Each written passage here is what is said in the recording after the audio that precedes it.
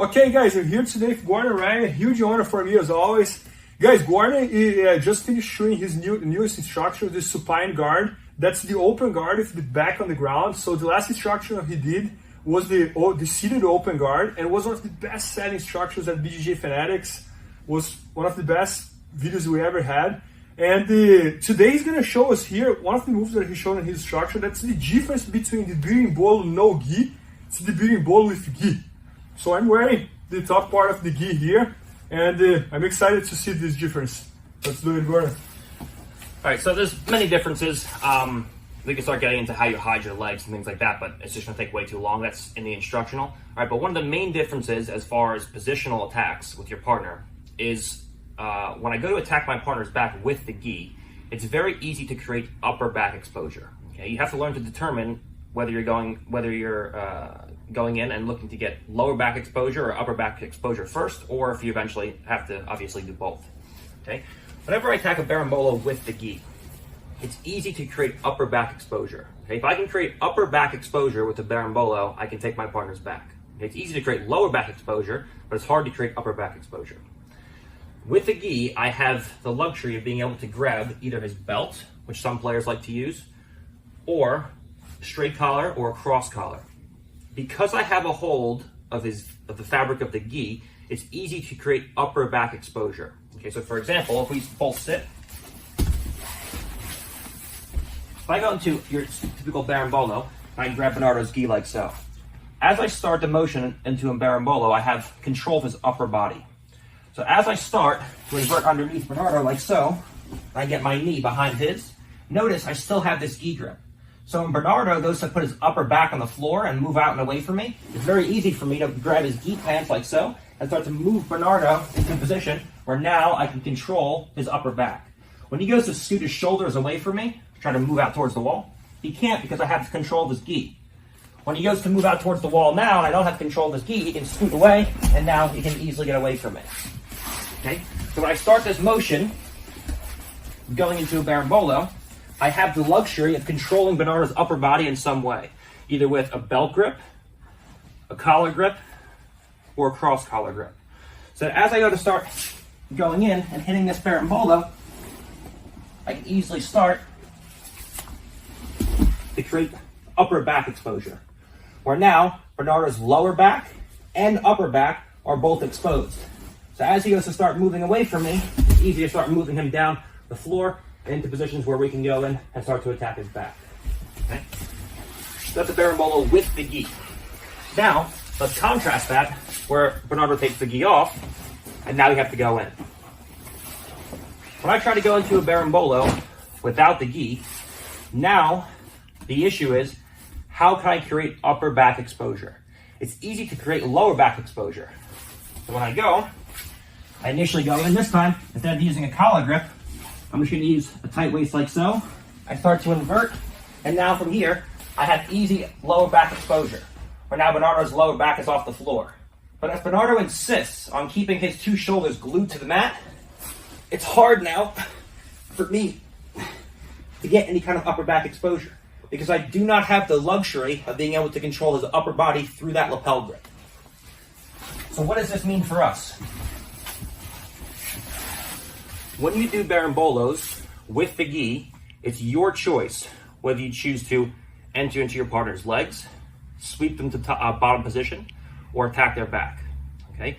Because you can always create some degree of upper back exposure because of the connection you have to their upper body. Without the gi, this is very different, because now he determines where he puts his upper back. So there's multiple things that can happen. One, Bernardo fights the top position, which means he tries not to get swept and he keeps his shoulders off the floor, and he himself creates upper back exposure. Where I start to go berimbolo and Bernardo tries to come up on top of me. Where now from here, we can go in various ways, and now there's upper back exposure where I can go out and start to take his back. So he tries to stay on top of me and takes his own back off the floor. Okay? If that happens, then you can easily go into a back take and go in for berimbolos if he determines he takes his back off the floor. But if I go into a berimbolo And Bernardo now keeps his lower back, or his upper back rather, on the floor. So I go in, and he glues his back to the floor. Now, that's his choice. I can't pull his upper back off the floor. If we were in the gi, he has no choice. I can always pull his upper back off the floor to some degree, okay? But in this situation, it's different. Now, instead of having the choice between taking his back, going into his legs, or sweeping him, you only have two choices now. You can sweep him to top position, or more favorably sometimes, especially with leg locks allowed, and in submission only, we can go in, we can enter into his legs, okay? So without the gi, with barimbolos, you're looking for mostly sweeps or attacks in the legs, all right? If your opponent tries to base out and not get swept, and they create upper back exposure for themselves by taking their back off the floor, then by all means take their back. But you can't force that. In the gi, you can force that because of the upper body grip of the lapel. You can always force some kind of upper back exposure. But without the gi, you can't. So look mostly to go into sweeps or attacks on your partner's legs, because you don't have the luxury of controlling that collar grip to create that upper back exposure.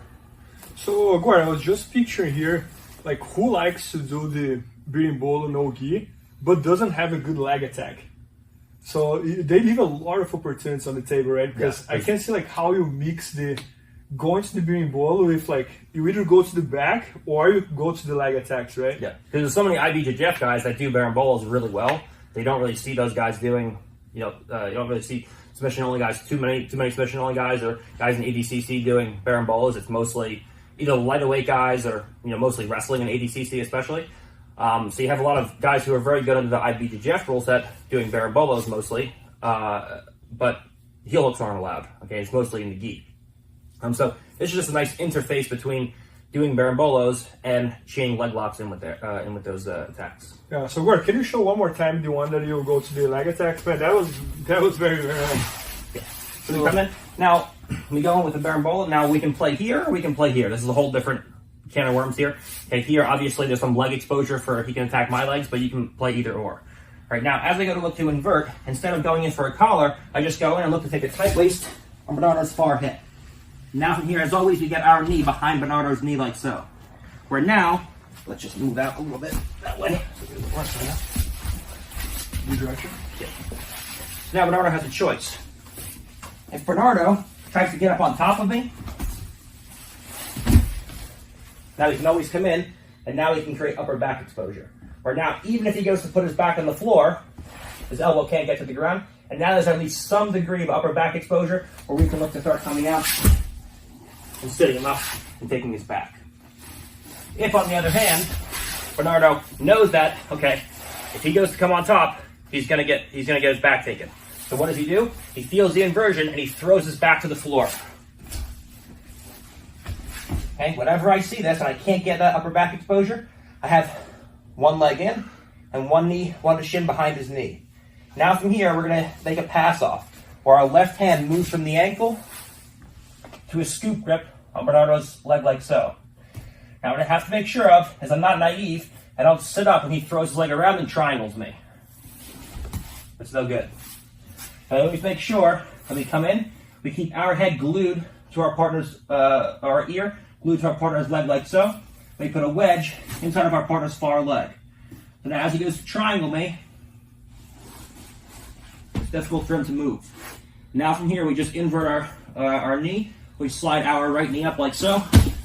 And now, even when he goes to scoot out and away from me, this scoop grip will always pull him back in so he can put our legs across.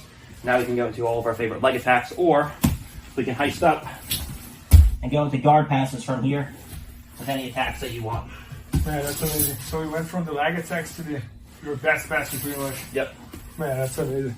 Yeah. So guys, Gordon just shot this entire instructional all about the supine guard. That's when he has his back on the ground. So it's not about the sitting guard. It's all with the back on the ground. And I think like no gi, you will find yourself doing the seated guard, but you will always find yourself with your back on the ground as well. So I love how one series complement the other. And it's going to be at bjjfanatics.com soon. So make sure to check that out. And maybe by the time you're watching, it's already there. So thank you, Gordon. Thank you. Awesome. Please help me out to grow my YouTube channel. Just click subscribe. And to watch more videos, just click under see more videos. I hope you enjoyed. BJJFanatics.com. Use the promo code YouTubeFaria to get 10% off any instructional video. Improve your jiu-jitsu faster.